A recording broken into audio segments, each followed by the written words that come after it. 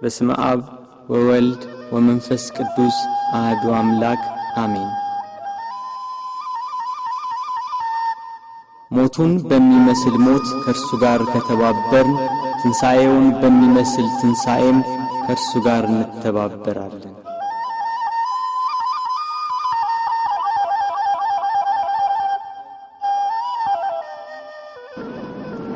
እግዚአብሔር አምላክ ከሁሉ አስቀድሞ የነበረ ነው። ሰማያት ሳይዘረጉ የየብስም ፊት ሳይታይ ተራሮች ሳይቆሙ የአየር ርዝመት ሳይከፈት ቀላያት ጥልቅ ሳይሆኑ የወንዞች ጎርፍ ሳይፈሱ እርሱ በባህሪው የነበረ ነው። ብርሃናት ሳይበሩ ጨለማ ሳይጋረድ የማልት ብርሃን ሳይበራ ሌሊትም ሳይፈጠር ከዋክብት ሳይብለጨለጩ መላእክት ሳይፈጠሩ ከነባቢት ነፍስና ከመዋቲ ሥጋ አስቀድሞ ከተሰወረውና ከተገለጸው በላይና በታች ካለው ፍጥረት ሁሉ አስቀድሞ እግዚአብሔር በባህሪው የነበረ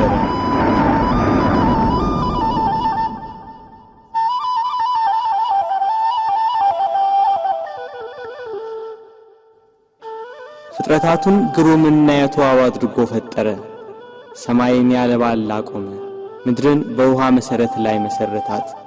በጠራው ሰማይ ላይ ምሽቱን በሚያደምቀው ጨረቃ የሚያበሩ ከዋክብትን ሰዓቷን ሳታዛንፍ በቀን በምስራቅ ወጥታ በምዕራብ የምትጠልቀው ፀሐይ ሰባቱን ሰማያት 22ቱን ስነ ፍጥረት በጥበብ የፈጠረ ጌታ ከዚህ ጥበቡ ይልቅ ሰው ሆኖ ሞቶ ዓለምን ያዳነበት ጥበቡ እጅግ ይልቃል ይላሉ አባቶች። ለምን? የማይሞት ሞቷልና፣ ሞትን ድል ይነሳ ዘንድ ሞቷልና። ስለዚህ የማይሞት የእርሱን ሞቱን እናገራለን። ተሰቅሎ ድህነትን ሰጠን፣ በሞቱም ሙታንን ሁሉ አዳነ።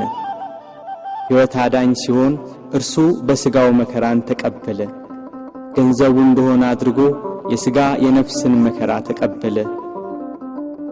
ሞት ገንዘቡ እንደሆነ እስኪነገርለት ድረስ ደርሶ አንድ እርሱ ብቻውን ስለ ሁሉ ሞተ። ከሰማይ በታች ያሉትን በደሙ ያድናቸው ዘንድ ሞተ። በምድር ላይ ያለውን ሁሉ ለእግዚአብሔር አብ ወገን ያደርግ ዘንድ ይሽረው ዘንድ የማይሞት ሞተ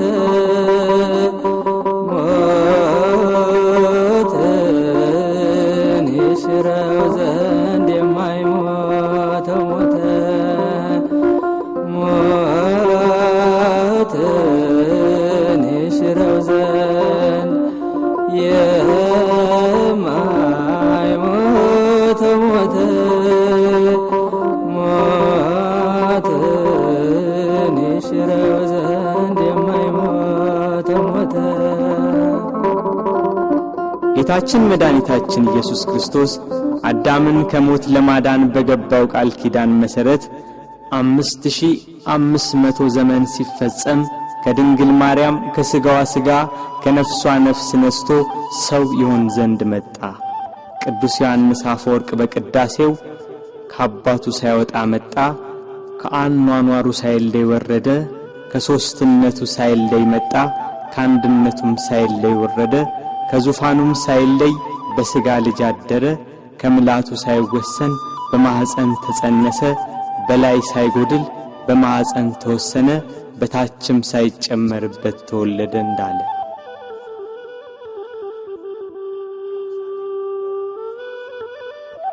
ቃል ከሰማይ ወርዶ ከቅድስት ድንግል ማርያም በነሳው ሥጋ ሰው በሆነበት በዚያ ዘመን ኢየሩሳሌም በሮም ግዛት ስር ነበረች። የሮሜ መንግሥት በዚህ ወቅት ከኢንግላንድ አንስቶ እስራኤልን ጨምሮ እስከ አረብ አገር ድረስ በወቅቱ የታወቀውን ዓለም ይገዛ ነበር። ሮም ገናና መንግሥት በነበረችበት በዚያን ጊዜ ሮማውያን ልዩ የዜግነት መብት ነበራቸው።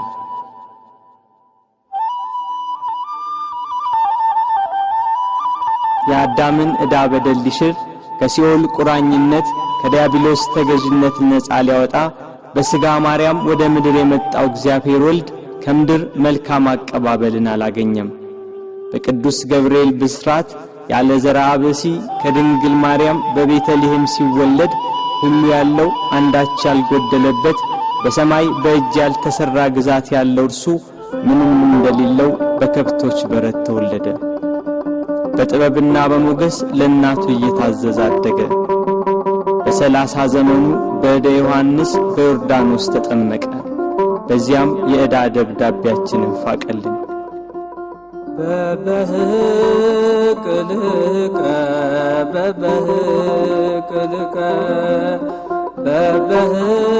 በበህቅልከ በበህቅልከ በ30 ክረምት በዮርዳኖስ ተጠምቀ በ30 ክረምት በዮርዳኖስ ተጠምቀ ጥቂት በጥቂት አደገ ጥቂት በጥቂት አደገ ጥቂት በጥቂት አደገ ጥቂት በጥቂት አደገ በ30 ክረምት በዮርዳኖስ ተጠመቀ በ30 ክረምት በዮርዳኖስ ተጠመቀ።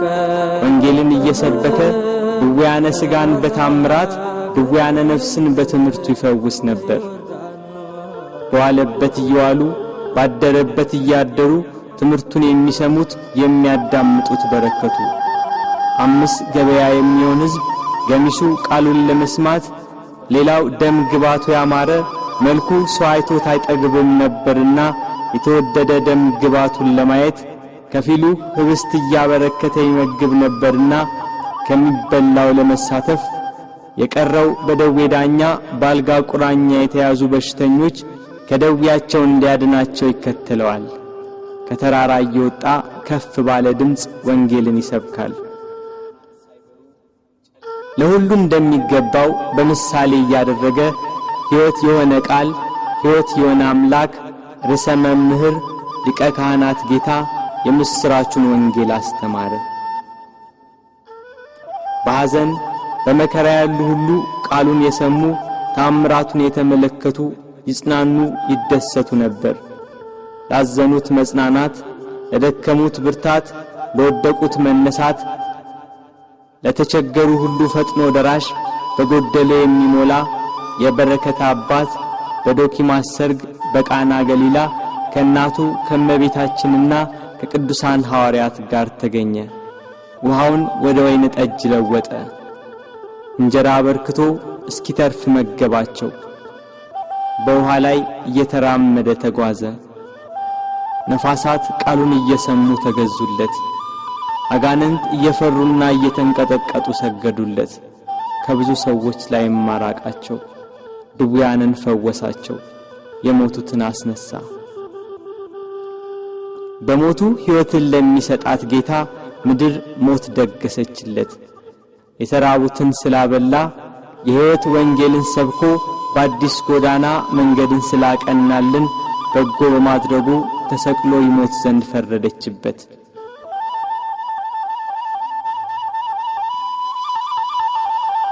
የካህናት አለቆችና ጸሐፍት ፈሪሳውያን ከጲላጦስ ጋር እንዴት እንደሚያጋጩት ያስባሉ። ሕዝቡ ሁሉ ክርስቶስን መከተሉ፣ በዋለበት መዋሉ፣ ባደረበት ማደሩ እነሱን ትቶ ክርስቶስን መከተሉ አበሳጭቷቸዋል። ፋሲካ የሚባለው የቂጣ በዓል ቀረበ። ጸሐፍትና ሊቀ ካህናት እንዴት እንደሚያስይዙት ሲያስቡ ሰይጣን ጌታን ከተከተሉ ከ12ቱ ሐዋርያት አንዱ በሆነው በይሁዳ ገባበት። ጌታን ለካህናት አለቆች እንዴት አሳልፎ እንደሚሰጣቸው ተዋዋለ። 30 ብር መዘኑለት። ስሞ ይሰጣቸዋል፣ 30 ብሩን ይሰጡታል። የዓለም ሁሉ መድኃኒት በ30 ብር ተሸጠ።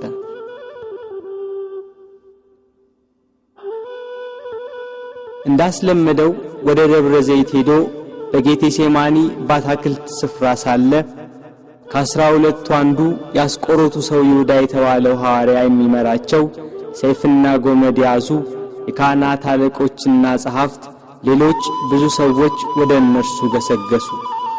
የምስመው እርሱ ነው፣ ያዙት፣ ተጠንቅቃችሁ ውሰዱት ብሏቸው ነበርና ወደ ጌታ ቀርቦ ሳመው። መምህር ቸር ውለሃል ብሎ አቀፈው። አይሁድ ተረባርበው ያዙት። ይሄ ለአይሁድ ከይሁዳ የተሰጠ ምልክት ነበር። ቅዱስ ዮሐንስ አፈወርቅ በቅዳሴው ድርሰቱ ሁሉን የያዘውን ያዙት፣ ሁሉን የሚገዛውን አሰሩት፣ የሕያው የአምላክን ልጅ አሰሩት፣ በቁጣ ጎተቱት፣ በፍቅር ተከተላቸው እንዳለ ከሐዋርያት ለይተው ያዙት። ያቺ ምሽት የመከራው ጅማሬ ሆነች። ምን ሰጡ ይሁዳ አይሁድ ወገኖች ለእነርሱ አሳለፈ ጌታህን የሰጠ ከሁሉ የሚበልጥ ስልጣን ሰጥቶ ሳለ ከሁሉ የሚበልጥ ስልጣን ሰጥቶ ሳለ ብርን ለመቀበል ልብ ተታለለ፣ ልብ ተታለለ። ምን ሰጡ ይሁዳ ሥጋዬን ቆርሼ ደሜን አፍስሼ መሥዋዕት ሆኜ አድንሃለሁ ብሎ ቃል ኪዳን የገባለት ጌታ ሞትን ያጠፋ ዘንድ የሞትን መውጊያ ይሰብር ዘንድ ለመታረድ እንደሚነዳ በሚሸልቱት ፊት እንደማይናገር እንደ የዋህ በግ በኋላቸው እየተከተሉ ጎተቱት።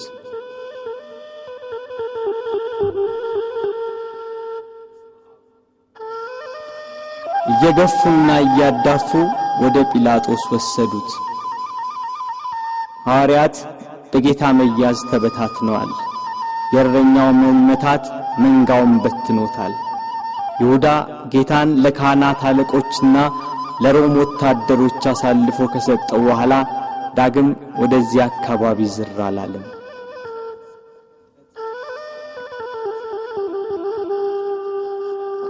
ድንግል ማርያም የፋሲካን በዓል ማክበርን ስታስብ የልጇን መያዝ ሰማች።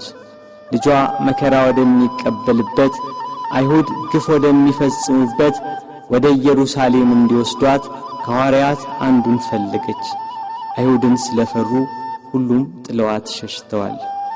ከጴጥሮስ ጋር ለመሄድ ጴጥሮስን ፈለገች። እሱስ የካህናት አለቆችን ስለፈራ ልጅሽን አላውቀውም ብሎ ሸሽቶ ተደብቋል አሏት። ዳግመኛ ስለ ወንድሙ ስለ ያዕቆብ ጠየቀች። እሱም ሲይዙት ልብሱን ጥሎ ሸሽቷል አሏት። እንድርያስን ፈለገች። እሱስ ከልጅሽ ጋር ወደ ከተማ አልመጣም አሏት። ቶማስም እንዲሁ ሸሽቷል። በርተለሜዎስን ጠየቀች። ከሁሉ አስቀድሞ ሸሽቷል አሏት። ፊልጶስን ጠየቀች። እሱስ አንድ ጊዜም አልታየም አሏት። ማቴዎስን ጠየቀች። እሱማ ግብር ተቀባይ ስለነበር ከሁሉ ይልቅ ፈርቶ ተሸሽጓል አሏት።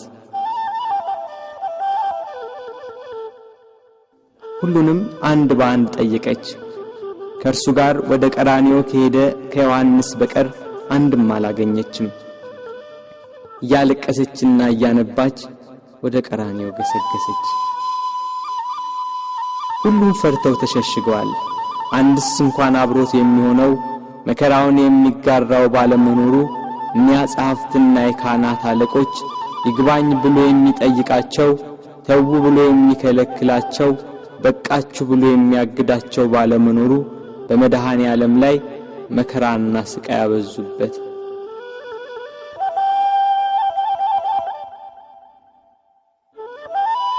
ጲላጦስ እንደ ሕጋቸው ሞት እንዲፈርድበት አደባባይ አቆሙት። ሊቃነ መላእክት በመፍራትና በመንቀጥቀጥ ከፊቱ የሚቆሙለት እርሱን በአደባባይ አቆሙት። ይሰው ሕዝባችንን ሲያጣምም ለቄሳር ግብር እንዳይሰጥ ሲከላከል ደግሞም እኔ ክርስቶስ ንጉሥ ነኝ ሲላገኘ ነው ብለው አሳጡት። ሰንበትን የማያከብር የእግዚአብሔር ወገን ያይደለ ነው እያሉ አጣሉት፣ አካሰሱት። እርሱ ግን በሰንበት የታመሙትን አዳናቸው፣ የሞቱትንም አስነሳቸው። በምኵራብ ውስጥ እጁ የደረቀች አንድ ሰው አገኘ። አይሁድ ግን ያጣሉት ያካስሱት ዘንድ በሰንበት ያድነው እንደሆነ ብለው ይጠባበቁ ነበር። ጌታም እጅህን ዘርጋ አለው። እጁን ዘረጋ፣ ድና እንደ ሁለተኛይቱ ሆነችለት። አይሁድ ግን ሰንበትን ሻር ያሉት። ከወደፊቱ ሆዱ ያበጠ አንድ ሰው ነበር። ጌታችንም ይህንን ሆዱ ያበጠውን ሰው ይዞ በሰንበት አድኖ ሰደደው። አይሁድ ግን ሰንበትን ሻር ያሉት። በሰንበት ሲያልፍ ዕውር ሆኖ የተወለደ ሰው አገኘ። በምራቁ አፈር ለውሶ አይኑን ቀብቶ ሄደህ በፈሳሽ ውሃ ታጠብ አለው። ሄዶ ታጠበ፣ እያየም ተመለሰ። አይሁድ ግን ሰንበትን ሻር ያሉት። አረካ ሰማዳኑ ማቅናት ጎባጣውን ማቅናት ጎባጣውን የበደለኛ ነው ሊሰቀል ይገባል ሊሰቀል ይገባል። ቸሮዬ ቸሮዬ ለእኛ ብለህ ተሰቀልከው። ጲላጦስ ፊት ያቀረቡት የወንጀል ክስ ጲላጦስን ይሰው ወንጀለኛ ነው ሊያሰኘው ግን አልቻለም። በቅናት እንዳስያዙት ያውቃልና። ጲላጦስ ለተሰበሰበው ሕዝብና ለጸሐፍት ፈሪሳውያን እኔ በዚህ ሰው አንዳችን በደል አላገኘሁበትም፣ እናንተ እንደ ሕጋችሁ ወስዳችሁ ቁጡት አላቸው። ካህናት አለቆች ተንጫጩ። ከገሊላ ጀምሮ እስከዚህ ድረስ በይሁዳ አውራጃ እያስተማረ ሕዝቡን ያውካል ያሉ ሁሉም ጮኹ። ጲላጦስ ገሊላ የሚለውን ቃል ሲሰማ የገሊላ ሰው እንደሆነ ብሎ የገሊላ ሰዎችን ጠየቀ። የገሊላ ሰው መሆኑን ሲረዳ ይሄ የሄሮድስ ግዛትን የሚመለከተው ብሎ ወደ ሄሮድስ ላከው። ያን ጊዜ ሄሮድስ በኢየሩሳሌም ሳለ ጌታ ወደ እርሱ ተላከ። ጌታችን ኢየሱስም ከመገዛት ነፃ ሲሆን በትሕትና ሄደ። እርሱ የምድራውያንና የሰማያውያን ገዢ ሲሆን እርሱ የሰማይ ንጉሥ ልጅ ሲሆን አይሁድ እየገፉና እያዳፉ ሄሮድስ ዘንድ ወሰዱት። ሄሮድስ ክርስቶስን ባየው ጊዜ የተወደደ ደም ግባቱን መልኩንና ብሩህ የሆነ ፊቱን ከማየቱ የተነሳ እጅግ ደስ አለው። ስለ እርሱ ብዙ ሥራውን በሰማ ጊዜ ሊያየው ከብዙ ቀን ጀምሮ ይመኝ ነበርና። ሄሮድስ ከመጓጓቱ የተነሳ ደግሞ ደጋግሞ ጠየቀው፣ መረመረው። እርሱ ግን ቃል አልመለሰም። ጸሐፍት ፈሪሳውያንና የካህናት አለቆች ዝም ስላለ ቁመው ያጣሉት የሐሰት ክሳቸውን ይደረድሩ ጀመር። ሄሮድስም ለእኒያ ርኅራኄ ለሌላቸው ወታደሮች በያዙት ጅራፍ እንዲገርፉት ትእዛዝ አስተላለፈ።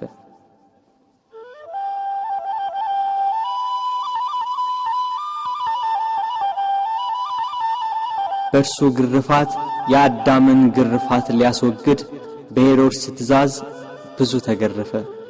ሥጋው እየተቆራረጠ ደሙ እንደ ውሃ ወደ ምድር ፈሰሰ። ኢየሩሳሌምን የሚገዛት ሄሮድስም ጌታ ኢየሱስን አቃለለው። ይህ ሰው ሞት ይገባዋል ብሎ መልሶ ወደ ጲላጦስ ላከው። በዚያች በመከራው ቀን የፍቅር የእርቅ የይቅርታ ቀን ኃጢአት የሚያስተሰርይባት ቀን የሕይወትና የድነት ቀን ናትና ከቀድሞ ጀምሮ ጸብና ክርክር የነበራቸው ጲላጦስና ሄሮድስ ያን ጊዜ ተፋቀሩ።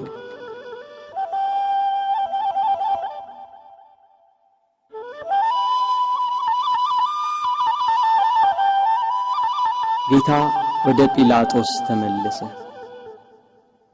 ጲላጦስ ሄሮድስ ወደ እርሱ መመለሱን ሲረዳ ለተሰበሰበው ሕዝብ ወደ ሄሮድስ ላኩት። እርሱም መልሶ እነሆ እሱም ለሞት የሚያበቃ የሠራ የለም፣ ስለሆነ ገርፌ ልተወው በማለት ተናገራቸው። ካህናት አለቆች ግን ለተሰበሰበው ሕዝብ እየተሽለኮለኩ ኢየሱስን ስቀልልን፣ በርባንን አድንልን ብላችሁ ለምኑ ብለው ለሕዝቡ ሁሉ ነገሯቸው። የካህናት አለቆች የቅናት ስሜታቸው ረካ። ሕዝቡ በሙሉ ይህንን ሰው በሞት አስወግደው በርባንን ፍታልን ብለው ጮኸው ተናገሩ። ጲላጦስም መልሶ መላልሶ ክፋት ስላላገኘበት ያድነው ዘንድ ወይንም ገርፎ ይለቀው ዘንድ ጠየቃቸው። ሕዝቡ ግን በታላቅ ቃል እየጮኹ ስቀለው፣ ስቀለው፣ በሞት አስወግደው፣ በርባንን ፍታልን፣ እርሱን ግን ስቀለው አሉ። በንጹሕ ደም የታጠበ ብዙ ነፍሳትን የገደለ ሽብር፣ ዋይታና ሁከት ያነገሰ በርባን ይፈታልን፣ በደል ያልተገኘበት ንጹሕ ባዲ ክርስቶስ ግን ይሰቀል አሉ። ይሰቀል፣ ይሰቀል፣ ይሰቀል፣ ይሰቀል፣ ይሰቀል። የሰማነውን ነገር ማን አምኗል? የእግዚአብሔርስ ክንድ ለማን ተገልጿል? እንዳለ ነቢይ። ይሰቀል የሚለው የካህናት አለቆችና የሕዝቡ ቃል በረታ። ሕዝቡና ጲላጦስ እንዲህ ሲነጋገሩ የጲላጦስ ሚስት በዚህ ንጹሕ ሰው ደም ኃላፊ እንዳትሆን ወቅ የሚል መልእክት ካየችው ሕልም ጋር አብራ ላከችለት። ጲላጦስ ግራ ገባው። በአንድ በኩል እልፍ አእላፋት የሚሆኑ የሮማ ነዋሪዎችና የካህናት አለቆች የአይሁዳውያን ጩኸት፣ በሌላ በኩል የሚስቱ የማስጠንቀቂያ መልእክትና ያየችው ሕልም ግራ አጋባው። ጸብና ክርክር እየበዛ እንጂ ምንም የሚጠቅም ነገር እንደሌለ አይቶ ውሃ አምጡልኝ ብሎ በሕዝቡ ፊት እጁን ታጠበ። እኔ ከዚህ ከንጹሕ ሰው ደም ንጹሕ ነኝ፣ እናንተ ወቁ ሲል፣ ሕዝቡም የዚህ ሰው ደም በእኛና በልጆቻችን ይሁንብን አሉ። አይሁድ ግን ጌታችን ኢየሱስን እየሰደቡ አንድ ጊዜ ወደ ምሰሶ ገፍተው ጣሉት። የስድቡ ውርጅብኝ ግን በዕለተ ዓርብ ብቻ አልነበረም፣ 3 ዓመት ሙሉ ሰደቡት እንጂ። የዮሴፍ ልጅ ነው፣ የሳምራዊ ሰው ነው፣ አጋንንትን ካለቆቻቸው እየተነጋገረ ያወጣል ያሉ የስድብ መዓት አወረዱበት። አጋንንት ያደሩባቸው ሰዎች ግን ከአይሁድ 1000 ጊዜ ተሽለው ምስክር ሆኑት። ጋኔን እንደሌለበት ከቤልዜቡልም ጋር መስማማት እንዳያውቅ የልዑል እግዚአብሔር የባሕሪ ልጅ ሲሉ መሰከሩ። አይሁድ ግን ኃጥእ፣ በደለኛ፣ ክፉ አድራጊ፣ የሚያስት፣ የሚሳደብ ነው እያሉ ዘበቱበት። ጌታችን ግን በባሕሪው ንጹሕ፣ በአነዋወሩ ክቡር፣ እውነተኛም ነው። ስለ ኃጢአት ከእናንተ የሚከራከረኝ ማን ነው ብሎ አይሁድን እንዳላቸው እርሱ ኃጥእ አይደለም። አንድ ቀን አንዲት ሴት ስትሴስን አግኝተው በሙሴ ሕግ መሠረት ሊፈርዱባት ጸሐፍት ፈሪሳውያን ወደ እርሷ መጧት። ያችን ሴት ኃጢአትሽ ተሰረየልሽ፣ ዳግም አትበድዪ ያላትን አምላክ አይሁድ ግን እርሱን ኃጥእ አሉት። በዘኬዎስ ቤት ሽቶ የቀባችውን እግሩንም በእንባ ያጠበችውን በራሷ ጠጉር የጠረገችውን ያችን ሴት ብዙ ኃጢአቷን ይቅር አላት፣ ብዙ ወደዋለችና። ኃጢአትን ይቅር የሚል በጎ የሚሠራ እንደዚህ ያለውን አምላክ ገፉት፣ ሰደቡት። ይገርፉትም ዘንድ እግሮቹንና እጆቹን ከድንጋይ ጋር የኋሊት አሰሩት። ካሰሩትም በኋላ በማከታተል ጭፍሮች ይገርፉት ጀመር። የሚሞት እንዳይገረፍ የማይሞት እንዲገረፍ እያወቁ በግፍ ገርፈው በግፍ ገደሉት። ንጹሕ ክርስቶስ ሆንክ በደለኛ ብለህ ስለኛ መስቀል አሸክመው አስረው ገረፉህ ያዳፉህ መስቀል አሸክመው አስረው ገረፉህ ያዳፉህ እጅና እግርህ በብረት ተመታ የዓለም ጌታ ጌታ ሆይ የተገረፈባቸው አለንጋና ገመድ በደም ታለሉ። ከግርፋቱም ጽናት የተነሳ ሥጋው ሁሉ አለቀ። የማይገረፍ አምላክ ሥጋን በመልበሱ ሰውን ለማዳን የሰውን ሥጋ ለብሶ በመምጣቱ ተገረፈ። የመላእክት ሰራዊት በፍጹም መደንገጥ ለሚሰግዱለት እየዘበቱ በፊቱ ተንበረከኩ።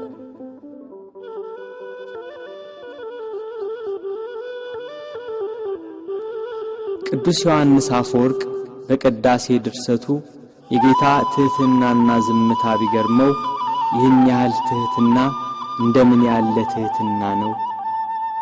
ይህን ያህል ትዕግሥት እንደምን ያለ ትዕግሥት ነው! ይህን ያህል ዝምታ እንደምን ያለ ዝምታ ነው! ይህን ያህል ቸርነት እንደምን ያለ ቸርነት ነው! ይህን ያህል ሰውን ማፍቀር እንደምን ያለ ፍቅር ነው! ክርስቶስ በመገረፉ ሰውን ሁሉ ከተገረፈበት ኃጢአትና ፍዳ ዳነ። ስለ ልጆቹና ስለ አዳም መገረፍና መታሰርን ከፈለ። ጲላጦስ በሕዝቡ ላለመጠላት በአይሁዳውያን ለመወደድ ፍቃዳቸውን ለመፈጸም ስቀሉት ብሎ ጌታችንን ለአይሁድ ሰጣቸው። አይሁድና ጭፍሮቻቸው ጌታን ወደ ፍርድ አደባባይ ወስደው አንድ ወጥ የሆነችውን ልብስ ገፈፉና ቀይ ግምጃ ለበሱት። እንደ መብረቅ የሚያንጸባርቅ እንደ በረዶ ነጭ የሆነ ልብስ የሚለብስ ሲሆን ለመዘባበት ቀይ ሐርና ነጭ ሐር አለበሱት። ለኪሩቤል የመብረቅ ልብስ፣ ለሱራፌል ግርማ ያለ ልብስ የሚያለብሳቸው እሱን ቀይ ግምጃ ለበሱት። በሳት በተጋረደ ዙፋን ላይ የሚቀመጥ እሱን በመዘባበቻ መቀመጫ ላይ ያስቀመጡት። ከዘንባባና ከሾህ ጋር የታተቱ በመርፌ አምሳል የተሰሩ 50 ሾኮች ያሉበት የመገዳደሪያ አክሊል አቀዳጁት። እኒህ ሾኮቹ እስከ ራሱ አጥንት ድረስ ገቡ። የሕይወት መገኛ እርሱን የሾህ አክሊል አቀዳጁት። መላእክትን የብርሃን ራስ ቁር የሚያቀዳጃቸውን የነገሥታት ገዢ የሚሆን እሱን የሾህ አክሊል አቀዳጁት። የሾህ አክሊል ደፍተህ ጎንህን ተወጋ አልፋ ኦሜጋ የሾህ አክሊል ደፍተህ ጎንህን ተወጋ አልፋ ኦሜጋ ጌታ ሆይ አይሁድ አማጽያን ሰቀል ሆይ የዓለም መድኃኒት የዓለም ሲሳይ ሰቀል ሆይ። በሾህ አክሊል የተጎዳው ራሱ ደም አዘነበ፣ ፊቱ ደም ለበሰ፣ ሰውነቱ ሁሉ በደም ተጠመቀ። በቀኝ እጁ ዘንግ አስያዙት፣ ያሽሟጥጡ ከፊቱ እየወደቁ እጅ ነሱት። የአይሁድ ንጉሥ ሰላም ላንተ ይሁን እያሉ ዘበቱበት። የመላእክት ሰራዊት እየደነገጡ የሚሰግዱለትን፣ ስልጣናት ሊቃናት እየፈሩ ለሚሰግዱለት ለሱ አይሁድ ግን በትዕቢት እጅ ነሱት። ያላስደስት ሲላቸው ከሰው ልጆች ሁሉ ይልቅ ደም ግባቱ በሚያምር በጌታችን ላይ አይሁድ ምራቃቸውን ተፉበት። ግብዞች እንደ ራሳቸው መስሏቸው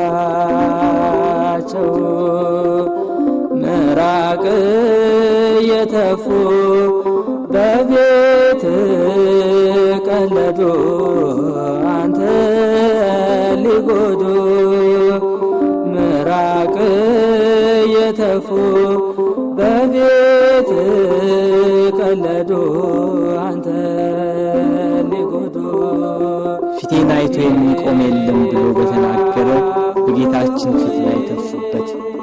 እርሱ ግን ምራቃቸውን ተጸይፎ ፊቱን አልመለሰም። የሚያስጸይፍ ምራቅን በፊቱ ላይ በመቀበሉ በኃጢአት የተቋቆረና የኃጢአት ቅባት የተቀባ ፊታችንን ደስ በሚያሰኝ ቅባቱ ብሩህ አደረገው። ራሱን በበትር ፊቱን በጥፊ መቱት።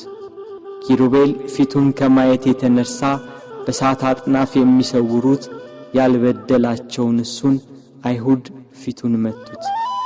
ፊቱ እንደ መንፈስ ቅዱስና እንደ አባቱ ሲሆን በሥጋው ፊቱን በጥፊ መቱት። ከፊቱ ግርማ የተነሳ ፍጥረት ሁሉ የሚርድ የሚንቀጠቀጥለትን አምላክ ፊቱን በጥፊ መቱት። መከራውን ስቃዩን አበዙበት። ተደፋ ተገፋ በጥፊ ተመታ እየደበደቡ ክርስቶስ ያሉ ጽድቅን ስለሰራ በወንጀል ከሰሱ ለአዳም ቤዛ ብለህ ብዙ ተንገላታ። ጲላጦስም ጌታን ወደ ውጭ አወጣው፣ ሐር ልብስ አልብሶ የሾህ አክሊል አቀዳጅቶ። ሕዝቡም የለበሰውን ልብስና የተቀዳጀውን የሾህ አክሊል ሲመለከቱ ስቀለው ስቀለው ስቀለው እያሉ ጮኹ። ጲላጦስም ይኸው ወስዳችሁ ስቀሉት ብሎ ሰጣቸው። አይሁድና የካህናት አለቆች 17 ክንድ የሚሆን የተመሳቀለ እንጨት አሸክመው ሊሰቅሉ ወሰዱት። ጉዞ ከኢየሩሳሌም ቅጥር ውጭ ወደሚገኝ ወደ ቀራንዮ።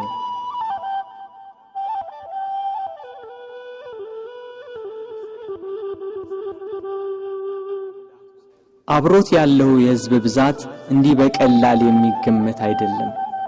የጦር መሳሪያ ይዘው የተከተሉትም ጭፍሮች 580 ናቸው። ከነርሱም ጋር የተባበሩ ሌሎች ብዙ ሰዎች ነበሩ።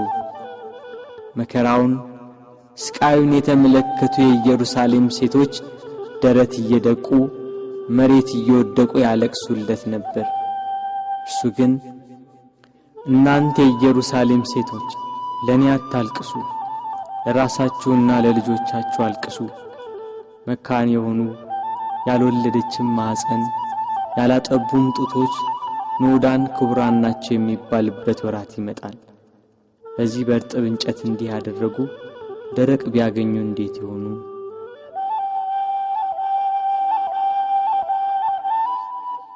መስቀሉን እንደያዘ ወደ ምድር ተደፋ።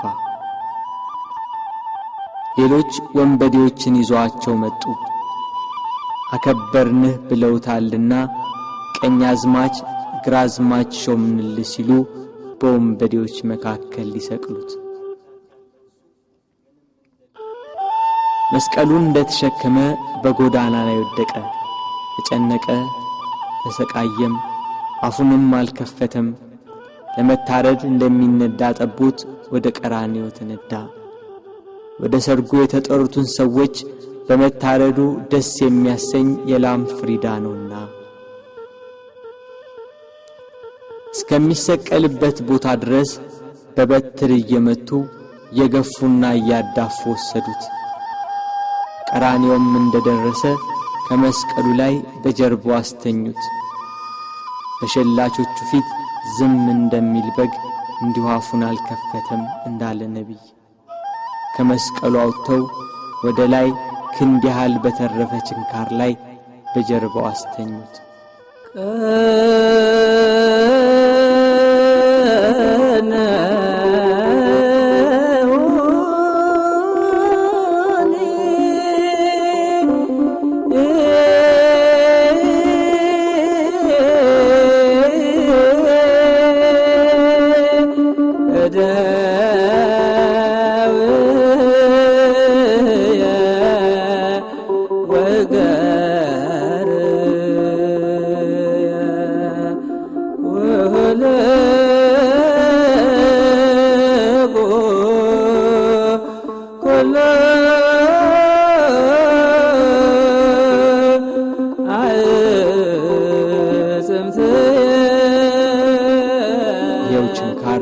በደረቱ ዘልቆ ወጣ።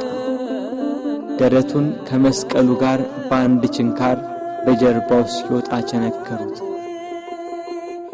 መላእክት ግን በደረቱና በጀርባ የፈሰሰውን ደም በሳት ጽዋ ተቀበሉት። እጆቹን ከመስቀሉ ዳርቻ እስኪደርስ ድረስ በገመድ እየጎተቱ በሁለት ችንካር ቸነከሯቸው። መላእክት ግን የእጆቹን ደም በሳት ጽዋ ተቀበሉ። የታመሙትን በእጆቹ ስላዳናቸው፣ በእጆቹ ለምጻሞችን ስላነጻቸው፣ የዕውሮቹን ዓይን በእጆቹ ስላዳነ፣ በእጆቹም የሞቱትን ስላስነሳ፣ አይሁድ ግን እጆቹን በመስቀል እግሮቹንም በአንድ ችንካር ቸነከሯቸው። መላእክት ግን የእግሮቹን ደም በሳት ጽዋ ተቀበሉ።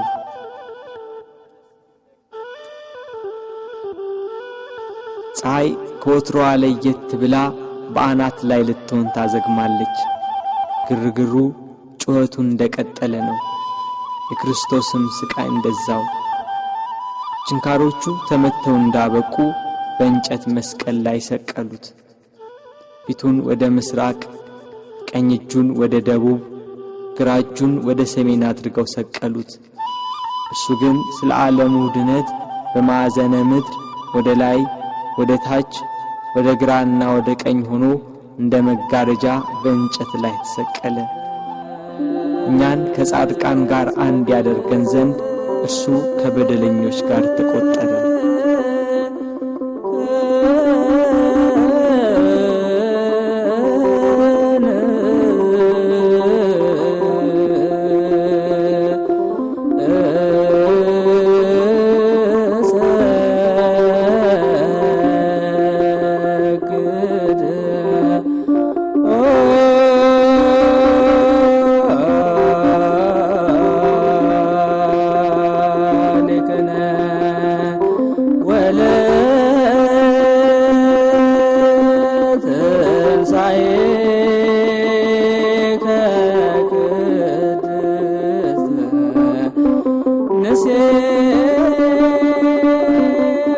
ጲላጦስም በደሉን የሚናገር ጽሑፍ ጽፎ ከራሱ በላይ አኖረ። ጽሕፈቱም ይሄ የናዝሬቱ ሰው ኢየሱስ የአይሁድ ንጉሥ ነው የሚል ነው። በጎዳና የሚተላለፉ ሰዎች ራሳቸውን እየነቀነቁ ጌታችን ኢየሱስን ሰደቡት። ጸሐፍትና የካህናት አለቆችም ይዘብቱበት ጀመር። ሌላውን ያድናል፣ እስቲ ራሱን ያድን። እርሱ ግን በካህሊነቱ በስልጣኑም እነሱ እንደተገዳደሩበት ከመስቀሉ ይወርድ ዘንድ በቻለ ነበር። ግና አዳም ተስፋውን ይጠብቃልና ቃሉን እንዳይታበል ከመስቀሉ አልወረደም።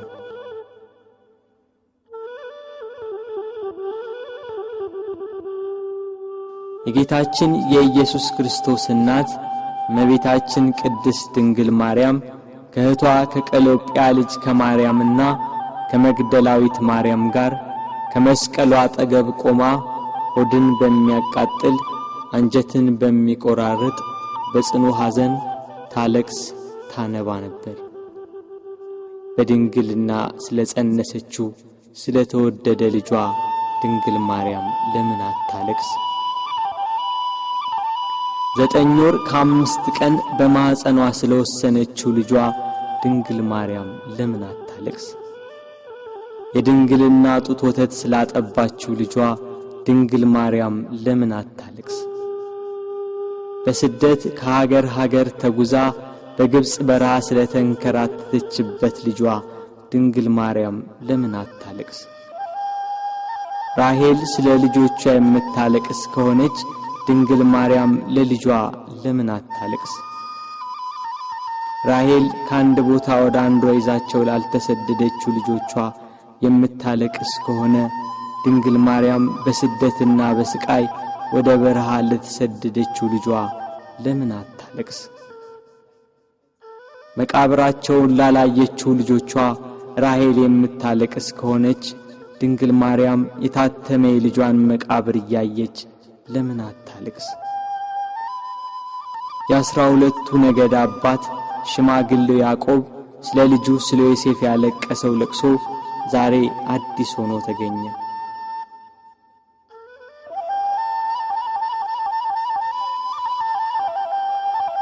ያዕቆብ ልጁ ዮሴፍን ወንድሞቹ ሲያስሩት አላየም። ድንግል ማርያም ግን ልጇ በመስቀል ላይ ተቸንክሮ አይተዋለች። ያዕቆብ ዮሴፍን ወንድሞቹ ከጉድጓድ ሲጥሉት አላየም።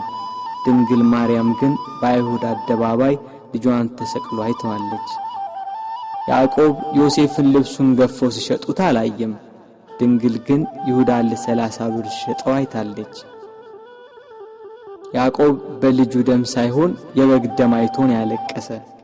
መለኮት የተዋሃደው የክርስቶስ ደም ግን ድንግል በምታለቅስበት ጭንጫ ላይ ፈሰሰ። ስለዚህ አለቀሰች።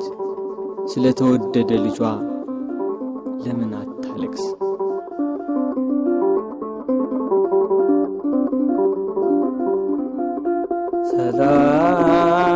ሰላም ለኪ ማርያም ድንግል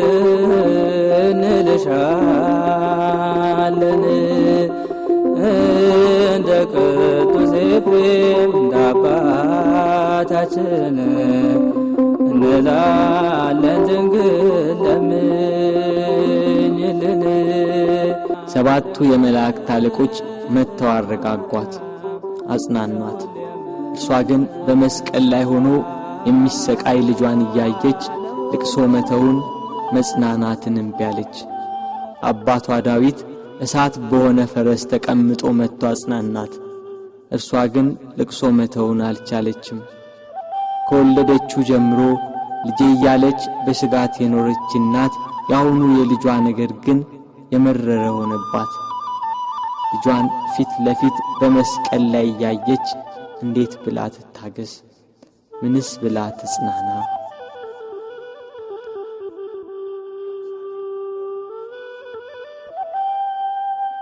አለመጽናናቷን ያየ ልጇ ወዳጇ እነኋት እናቴን ብሎ የወደው ለነበረው ደቀ መዝሙር ለዮሐንስ አስረከባት።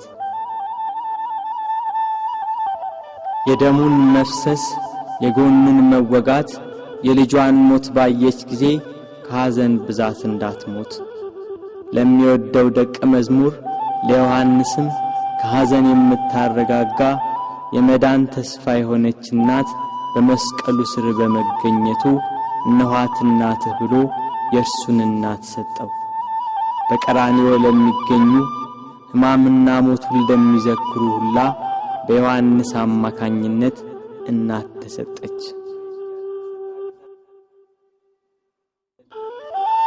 ቤት ከገባችም በኋላ መጽናናትና ልቅሶ መተውን አልቻለችም። እስከ 3 ቀን ድረስም እህል ውሃ አልቀመሰችም።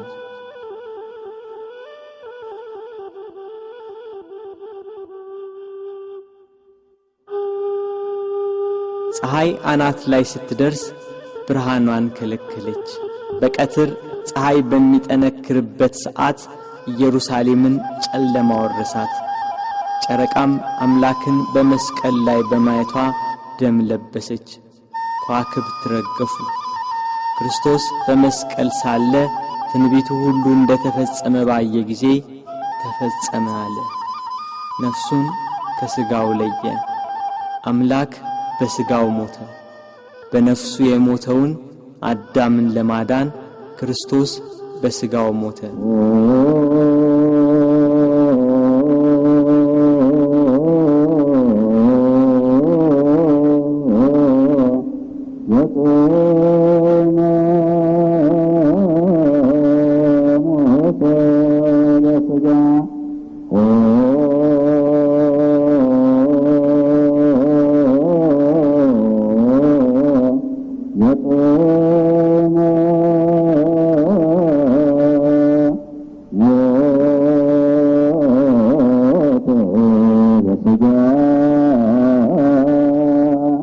አይሁድ 3 ዓመት ከ3 ወር የሕይወት እንጀራ ሲመግባቸው ቃሉን እንደ ውሃ ሲያፈስላቸው የኖረውን አምላካቸውን በመስቀላቸው ገና ከቀራንዮ ሲወርዱ ነበር ከጸሐፍት ፈሪሳውያን ጋር ደስታ የጀመሩት። እያንዳንዳቸው ስላደረጉት ጀብደኝነት በክርስቶስ ላይ ስለፈጸሙት በደል ያወጋሉ። ቀኑ እየመሸ ሄዷል። በ9 ሰዓት ቅድስት ነፍሱን ከቅድስ ሥጋው በለየ ጊዜ መልሳ ብቅ ያለችው ደብዛዛዋ ፀሐይ አሁንም ቂሟን የረሳች አትመስልም። ወደ ምዕራብ ተጠግታለች። ዮሴፍና ኒቆዲሞስም ወደ ጲላጦስ ገብተው የክርስቶስን ሥጋ አውርደው ይቀብሩት ዘንድ ለመኑት። ጲላጦስም ፈቀደላቸው። እነርሱም ከመስቀሉ አወረዱት። ስለኛ በሞት ዓይኖቹ እንደተሸፈኑ፣ ስለኛም ጆሮቹ በሞት እንደተዘጉ፣ ስለኛም በሞት አንደበቱ ዝም እንዳለ፣ ስለኛም እጆቹና እግሮቹ እንደታሰሩ ባዩ ጊዜ ሞትን ድል የምትነሳ ጌታ ሆይ ተኛህን? ሞትስ በአንተ ላይ እንደምን ሰለጠነ እያሉ አለቀሱ። በሰው ሥርዓት ሊገንዙት ሲሉ ዓይኖቹ ተከፈቱ። ዮሴፍና ኒቆዲሞስንም ተናገራቸው። እንደ ምድራዊ ሰው ዝም ብላችሁ ልትገንዙኝ ነው? በሉ እንዲህ ብላችሁ ገንዙኝ አላቸው። እንዳላቸው እንዲህ እያሉ ገነዙት። ቅዱስ እግዚአብሔር ቅዱስ ኃያል ቅዱስ ሕያው ዘይመውት ዘተወልደ ማርያም እምቅድስት ድንግል ተሳለነ እግዚኦ። ቅዱስ እግዚአብሔር ቅዱስ ኃያል ቅዱስ ሕያው ዘይመውት ዘተጠምቀ በዮርዳኖስ ወተሰቅለ ዲበ ዕፀ መስቀል ተሳለነ እግዚኦ። ቅዱስ እግዚአብሔር ቅዱስ ኃያል ቅዱስ ሕያው ዘይመውት ዘተንሥአ እሙታን አመ ሣልስት ዕለት ዐርገ በስብሐት ውስተ ሰማያት ወነበረ በየማነ አቡሁ ዳግመ ይመጽእ በስብሐት ይኰንን ሕያዋነ ወሙታነ ተሳሃለነ እግዚኦ።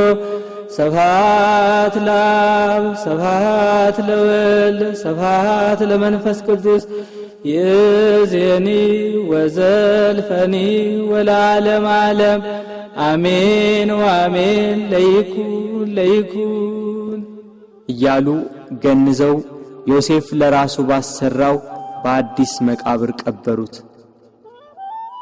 መቃብሩን በታላቅ ድንጋይ ገጠሙት።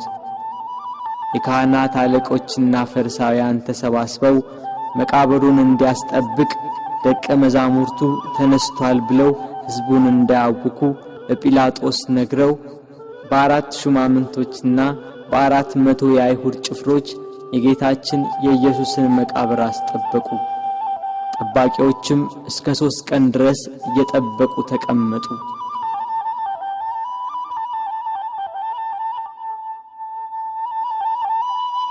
ቅዳሜ ሌሊት ለእሁድ አጥቢያ ከዋክብት ሰማያትን እያደመቁ ናቸው። ጨረቃም ቂሟን ረስታ ያነባችውን እንባብሳ ፍንፊቷን ፍንትው አርገዋለች። ሳይታሰብ ኢየሩሳሌምን ከወደ ጎልጎታ አካባቢ አስደንጋጭ ድምፅ አናወጣት። ክርስቶስም በራሱ ኃይልና ሥልጣን በታላቅ ክብር ፈጥኖ ተነሳ።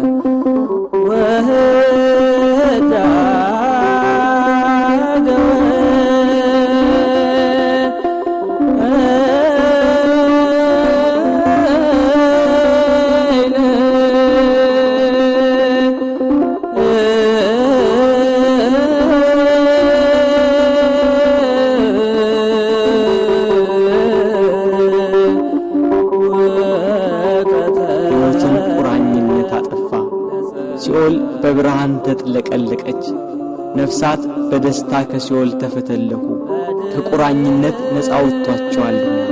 ዲያብሎስን ድል መታው፣ ገሃነም ፈራረሰ፣ ሲኦልም ተዘጋ።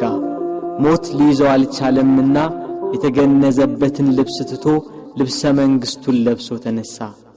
በተወለደ ጊዜ የእናቱን ማኅተመ ድንግልና እንዳለወጠ በትንሣኤውም ከእህቱም መቃብር መግነዝ ፍቱልኝ ሳይል በመላእክት ታጅቦ በክብር ተነሳ።